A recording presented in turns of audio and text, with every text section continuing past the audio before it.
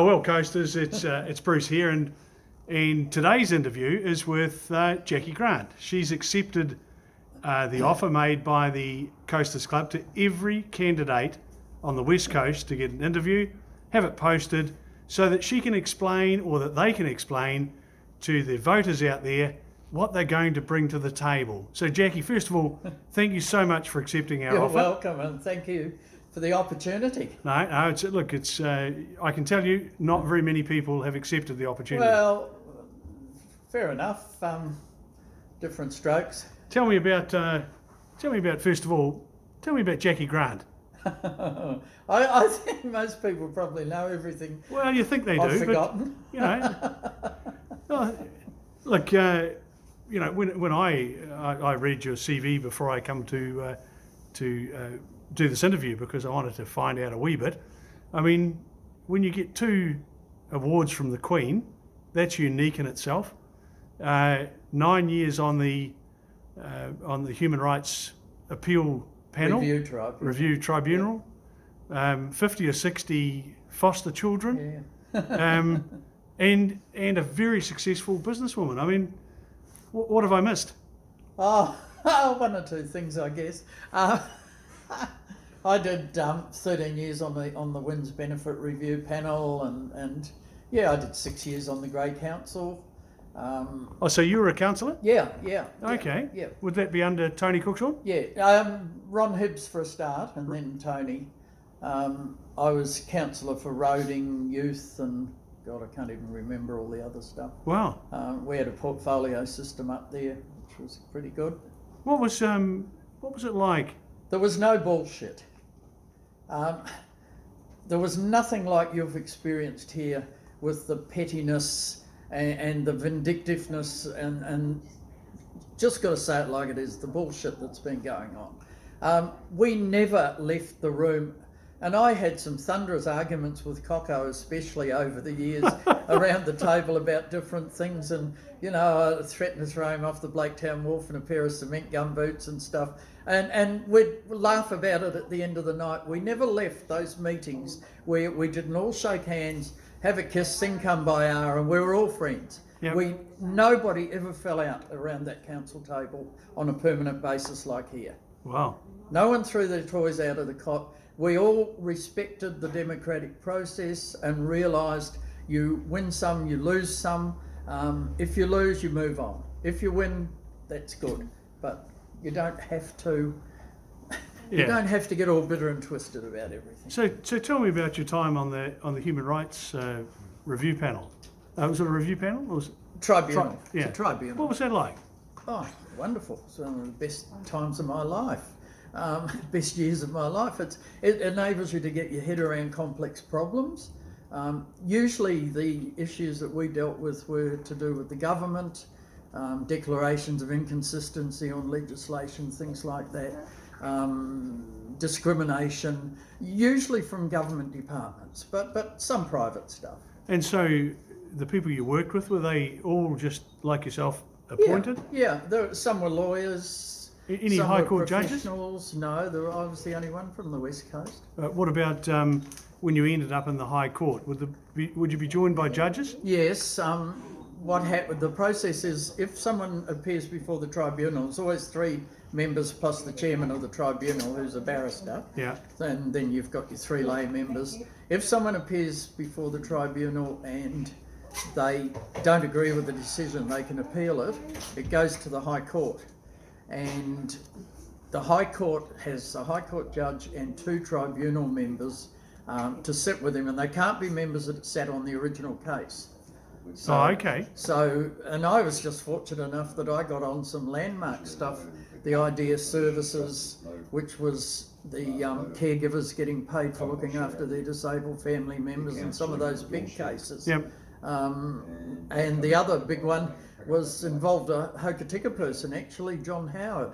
The Magna Carta. Yeah, years and years ago, the man from the Magna Carta Society. I do remember that. And he got a declaration, he won a huge one. He got a declaration of inconsistency against the government. Wow. On age discrimination. Hang on a minute, I've done it. And so, Jacquie, you've in many ways, you've been in business for many, many years. Pretty much my whole life. I guess being who I am, what I am, whatever, the trans thing back in the day, we were pretty much unemployable. So people of all my peers and we all ended up with our own businesses because that was the way we survived. Yeah. That's probably, gone on for a long, long time. It's sort of changed in the last few years, but that's how it's been. So you had to develop those skills as a survival method. So when you first come to Hokitika, I remember you set up the Kiwi Centre. That's right. And straight over the road. Yeah. Where Tanker Davison's Yeah. got his jade shop. I remember it well. And of course now Sock World. Well, the Kiwi Centre, we moved it into, amalgamated with Waterworld and moved in there and did some sort of bit of a rescue package there, I guess. And I'm quite proud of that because it's now called the Eco Centre, but 20 years later it's still going. Hey, it's still there, and there's people going there every it's day. Employing people, and yeah. Now I reckon you've been in this for 20 years, and pretty just about. I started off after I left the Eco Centre. I started off down the end of Revel Street in the Shoutons building. Yep. Was there for 7 years. Went round to Ngāti Waiwai's building, and I was there for 7 years. So it's about 15 years. I had a workshop up at Seaview for 2 or 3 years before that. So tell me, you're a very young person for 75. How do you see me when I'm getting out of bed in the morning? No thanks. Now listen, how do you remain so motivated? Well, you only get one go at life, and use it or lose it, I guess. And I'd prefer to lose it. Sorry, Freudian slip. I prefer to use it. Yeah, exactly. Now, okay, so what are you going to bring to the table? Bullshit. If you get elected. No bullshit. We've got to stop that. I'm going to bring positive energy. I'm going to bring knowledge. I've got a lot of knowledge about local body stuff. I think we've got to be positive. I think there's some changes that we have to make in the way council operates. Yep. We've got to get some of our district plan sorted out. We've got to, above all, we've got to have a team there that's not going to throw their toys out of the cot. It's got to be bonded into a team. My pledge is I certainly will not be running off to auditor generals and people like that when I'm not happy. Probably make you happy, Brucey, but it's a nonsense, and it's actually detracting from the Westland image. Every time this stuff happens, the Westland image goes down a notch. And we need strong people who are going to battle government. Government are bringing in, I see in the paper tonight again, I predicted it several weeks ago, they're bringing in all this legislation. Now the SNAs are coming back. Well, when I was on council 20 years ago in Greymouth, we were dealing with bloody SNAs. And it's a nonsense. Jackie, what... Absolute frippin' nonsense. What do you see as the way to, we're getting this cascade of extra costs being dumped from Wellington down to here. We then give it to the ratepayer. The poor old ratepayer says, you're increasing the rates by 5%, you're blah, blah, blah, blah. I mean, what are we going to do? We shouldn't be giving it to the ratepayer. We should be fighting back. We should be pushing back. And we should be making it very loud and clear and lobbying all the time. You want to bring in this extra legislation. If we think we can live with it, we'll let you bring that legislation in as long as you compensate us. It's not the ratepayers that should pay. We do not have enough ratepayers in this district to pay for any extra legislation or compliance that central government and the Green Party especially, and this is what's going on. It's the loony left from the bloody Green Party that are just bringing all this crap in and for their own ends. We're seeing issues about whitebait, we're seeing issues about all sorts of things. If they want that stuff, pay for it. I've seen you talk very passionately about the rural sector and your concern about the costs that are being dumped on them. Where are you coming from there? Well, I had a stint as a dairy farmer many years ago in Moana before the zoo ended up morphing out of a dairy farm that I built. I milked cows and goats at the same time. Right. And even then, it was starting, and it was starting. They were all part of the reasons I ever got on the Grey Council originally.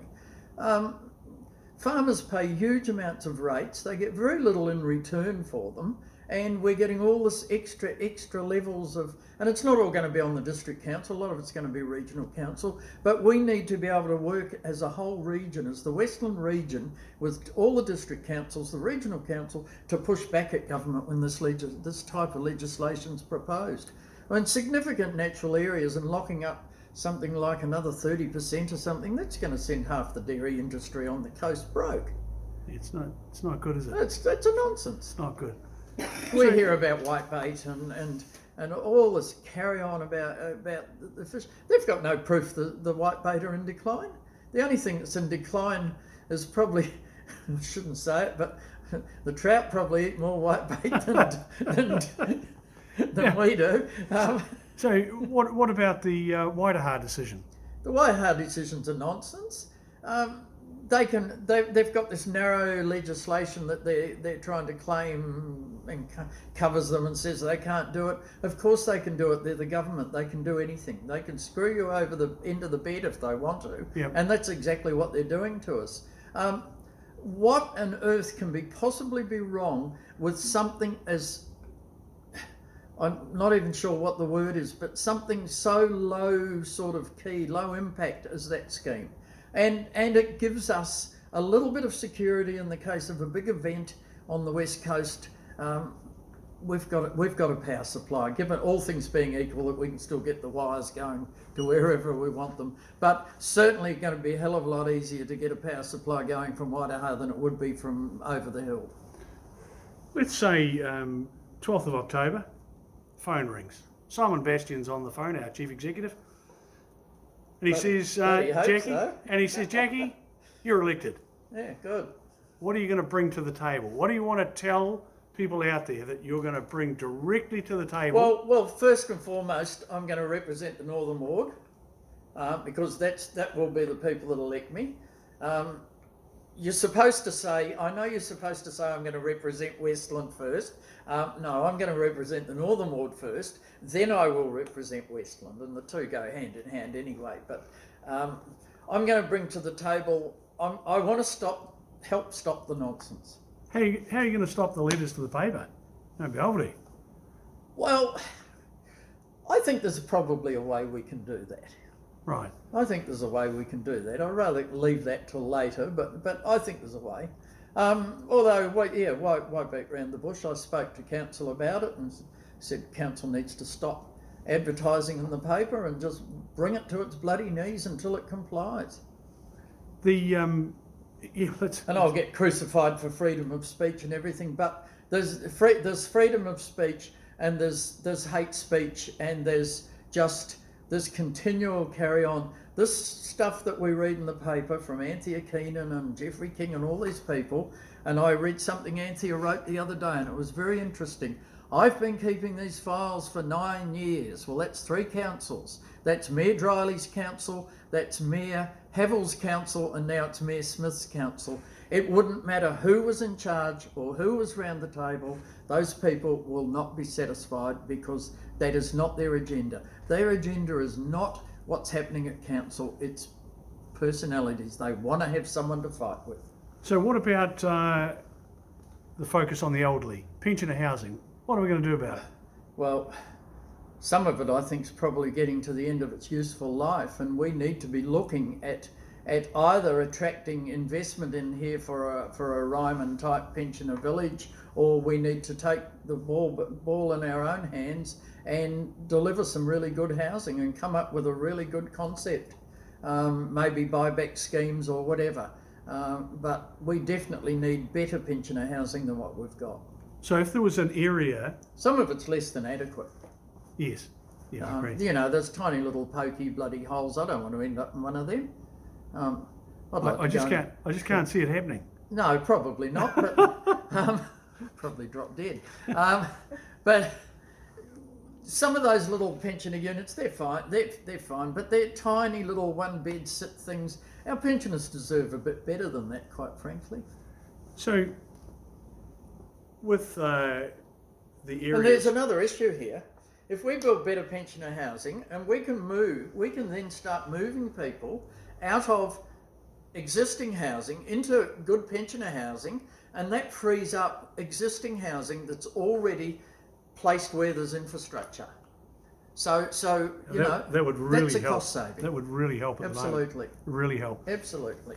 What other areas of interest when you're sitting around the table? Is there anything specific? Well, I'm really... and you're not having my job, but you know... I'm very interested in sewage ponds and those schemes, and I can't claim to have a background in that, but I learnt a lot about how sewage schemes work when I was on the Grey Council, because that was one of my portfolios. Right. And it was one I requested. And it just happened that I owned some land that the council up there needed to extend their ponds, and I was involved in all that process. Do you have an interest in our CCOs? A little bit. I certainly think Destination Westland needs some help. Direction? Direction, yeah, you could say that. And what about consenting? Because you know we principally we're into. Well, our district plan is out of date. Yeah. The bloody thing's a nonsense. At the very least, we need to get in there straight away, and the first thing we need to do in the next term is start tweaking and getting some of the nonsense. Some of the nonsense out of it by doing some amendments to it, and I'm pretty sure that those amendments would be fairly easy to do and get through. So as we planning has to be people have to be welcomed and made easy. And I know I've had some issues here over parking issues and things and with the planning department, and it certainly hasn't been easy. And I've had 2 other people contact me in the last week saying exactly the same thing. It's very pedantic.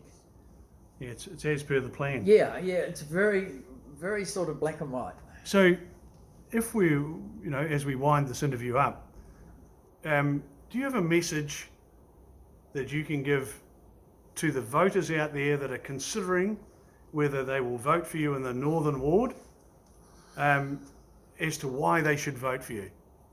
Because I think I'm the strongest person to stop the bullshit. Well, folks, that's Jacquie Grant, a candidate for the Northern Ward in the Westland District Council 2019 elections.